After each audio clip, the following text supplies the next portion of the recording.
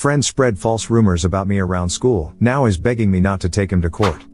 I 18M have had rumors spread about me by my friend James 18M. Me and James had been inseparable since kindergarten. We grew up in the same neighborhood, went to the same schools, and shared countless memories, from late-night talks to epic backyard football games. James was the kind of friend who could always make me laugh, no matter how bad my day was. We had dreams of starting a business together someday, something that combined our love for tech and creativity. In high school, our friendship only grew stronger. We shared interests, joined the same clubs, and even worked part-time jobs together. James had an infectious personality that drew people to him, and I was the quieter one. We complemented each other perfectly, and everyone at school knew us as a duo. It all started during the summer break before our junior year. James and I were brainstorming ideas for a tech startup. We had spent weeks researching, coding, and sketching out our business plan. One evening, while we were working late at my place, we had a heated argument over a disagreement about the project's direction. James insisted on going one way, and I thought it was too risky. The argument escalated, and in frustration, James stormed out. The next day at school, things took a strange turn. I started hearing whispers in the hallways, murmurs about something James had supposedly said. I dismissed it at first, thinking it was just gossip, but the rumors quickly grew. Students I barely knew started avoiding me, and some even gave me looks of pity. The whispers turned into full-blown accusations. It wasn't long before the rumors reached a new level. According to James, I had supposedly spread false accusations about him, claiming he was cheating on his girlfriend and stealing from our tech project. The stories were outrageous, and they painted me as a villain in a drama I hadn't even started. But these initial rumors were just the beginning. James began spreading more insidious lies. He told people I was involved in illegal activities, accusing me of stealing from classmates and teachers, and even hinted that I had been involved in a local burglary. The rumors became darker and more serious, with some suggesting I had assaulted a student at a party I had never even attended. These lies were designed to ruin my personal image completely. I confronted James, demanding to know why he was spreading such lies. He laughed it off, telling me I was overreacting and that it was just high school drama. But the damage was done. The next few weeks were absolutely horrible. Teachers and students who once knew me as a reliable and kind person now looked at me with suspicion. My grades started slipping as I found it hard to concentrate, and my passion for the tech project started to fade. I spent hours in the library, researching how to prove my innocence, but every lead seemed to lead to another dead end. The situation at home wasn't much better. My parents were baffled and worried, trying to comfort me while dealing with their own anger at James. They knew him well and couldn't believe he would do something like this. I had always been the calm one, but now I was constantly on edge, trying to dodge rumors and hostile stares. Social media was a nightmare. James had a lot of followers, and his posts were filled with accusations and screenshots of what he called evidence. He posted messages that made it look like I had been plotting against him, and the comments were brutal. People I didn't even know were attacking my character, and it felt like the whole school was against me. All of this made me feel like hiding and not coming to school at all. I mean, the extent that James took it to was absolutely crazy for just a small argument we had. I guess he was always quite a jealous and angry type, but still, none of that justified his actions. I started collecting evidence to try to prove to people I was innocent of all this. I gathered text messages, emails, and any social media posts that showed James's behavior. It was exhausting, but I knew I had to fight back. I spent nights digging through our old messages, trying to find anything that could prove he had started the rumors. One evening, as I was going through old chat logs, I found something that made my blood run cold. James had texted me that night, right after our argument, saying he was going to make sure I paid for what I had done. It was a chilling message, one that confirmed my worst fears. I printed everything out and took it to a lawyer, hoping that this evidence would be enough to take James to court for defamation. I knew it wasn't going to get him an actual sentence, but I was hoping it would be enough to scare him into admitting the truth. The lawyer I consulted was a seasoned professional, known for handling cases like mine. After reviewing the evidence, he was confident that we had a solid case. We filed a lawsuit against James for defamation and emotional distress. The news spread quickly, and suddenly, the school was a battleground. James's followers turned against me, while those who knew the truth were behind me. The first few court hearings were really scary. I had never been in a courtroom before, and I was asking myself if what I was doing was even worth the trouble and money. James showed up with his lawyer. My lawyer was relentless, using every piece of evidence to build a compelling case. Witnesses who had seen James's posts and heard his threats started coming forward, adding weight to my side of the story. The turning point came when James's own girlfriend testified. She revealed that James had confided in her about his plan to ruin my reputation. She said he had fabricated the entire story to get back at me for the argument. The courtroom was stunned into silence as she detailed how James had manipulated everyone, including her. Her testimony was a hammer blow to James's defense, and it started to crumble. Seeing James's shocked face, I felt a mix of happiness and sadness. The person I had known for so long was unraveling before my eyes. The lies he had spun were being exposed, and the reality of his actions was sinking in. The judge, too, seemed moved by the evidence. He granted a temporary restraining order against James James, preventing him from contacting me or spreading any more rumors. As the court date drew nearer, James's attitude changed. The confident and cocky attitude was replaced by desperation. He started showing up at my school, trying to apologize and explain himself. He sent me countless messages, pleading for a chance to talk. The messages ranged from sincere apologies to threats, but they all showed that he was scared. One day, he approached me in the hallway. "Please, man, you have to understand. I never meant for it to get this far," he said. "I was just so angry, and I didn't think about the consequences." I told him that the damage had already been done and if he should have come to this realization before ruining my entire reputation. Some time passed, but James's apologies continued. He begged me not to take it to court, promising he would do anything to make it right. His parents also got involved, calling mine, begging for their child's forgiveness, and asking me to drop the charges. They were desperate to fix the mess their son had created,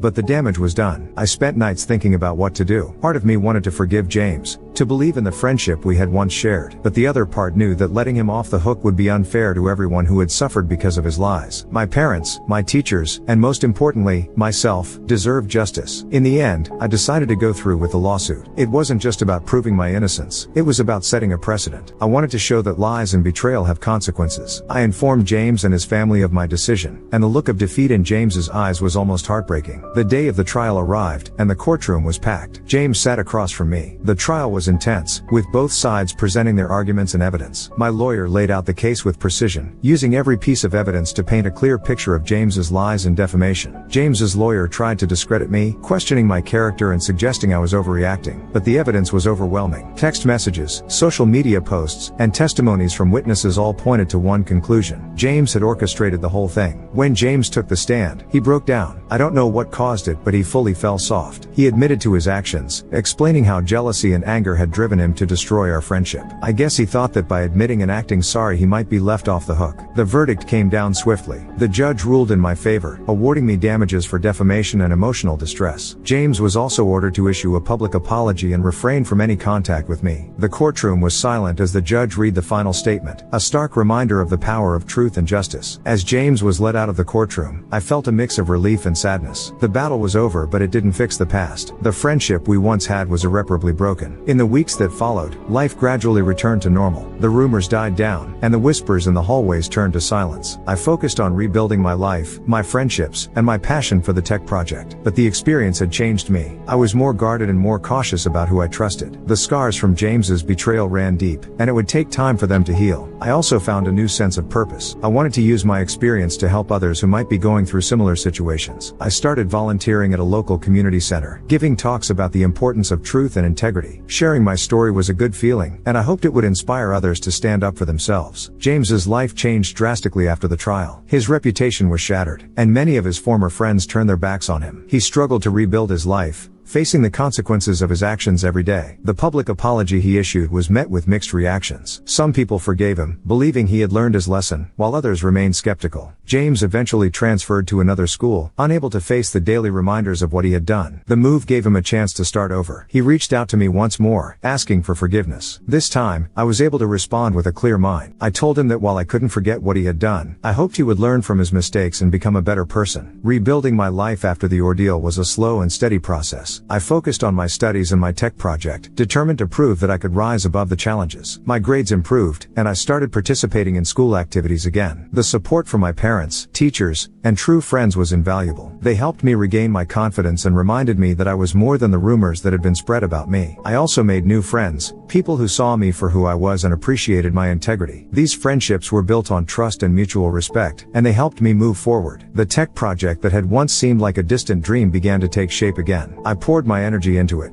using it as a way to channel my emotions and rebuild my self-esteem. I started working tirelessly on my tech project, refining the idea and developing the prototype. My hard work paid off when I entered it into a local innovation competition. The judges were impressed with the concept and the execution, and I won first place. The victory was a turning point for me. It validated my efforts and showed everyone that I could achieve great things despite the setbacks. The prize money and recognition opened up new opportunities. I received offers from investors and tech companies interested in my idea. With the success of the tech project, project, I decided to give back to the community that had supported me. I started a mentorship program for young entrepreneurs, offering guidance and resources to help them develop their ideas. The program was a way to pay it forward and ensure that others didn't face the same struggles I had. I also continued my volunteer work, speaking at schools and community centers about the importance of integrity and standing up for oneself. Sharing my story and the lessons I had learned was empowering, and it helped me heal. The feedback from those who heard my talks was overwhelmingly positive, and it motivated me to keep going. Looking back on the journey, I realized how much I had grown. The experience with James had been painful, but it had also taught me valuable lessons about friendship. I had faced one of the biggest challenges of my life and came out stronger on the other side. The support from my family, friends, and the community had been instrumental in my recovery. They believed in me when I doubted myself and gave me the strength to keep fighting. Their unwavering support was a reminder that I was not alone, and it helped me move forward. As I stood on the stage at the innovation competition, holding the trophy in my hands, I felt a sense of pride and accomplishment. The tech project, now a successful venture, was just the beginning. I had big plans for the future, and I was excited to see where the journey would take me. As I looked out at the audience, I knew that no matter what challenges lay ahead, I would face them with the same resilience and passion that had carried me through this journey. Final update: it's been a year, and James and I kind of reconnected during the last few months. He came out apologizing and wanting to meet up, and I said okay. We met up and just talked like we used to in the past. He's changed a lot since the last time I met him, and he clearly was quite apologetic about what he had done. I realized it was not worth it holding a grudge for so long cause that would get me nowhere in life. James was a good friend, and to let it all go to waste over one thing that happened is quite immature. He admits that he was being a pretty big douche for starting all of it up in the first place, but I guess none of us are perfect.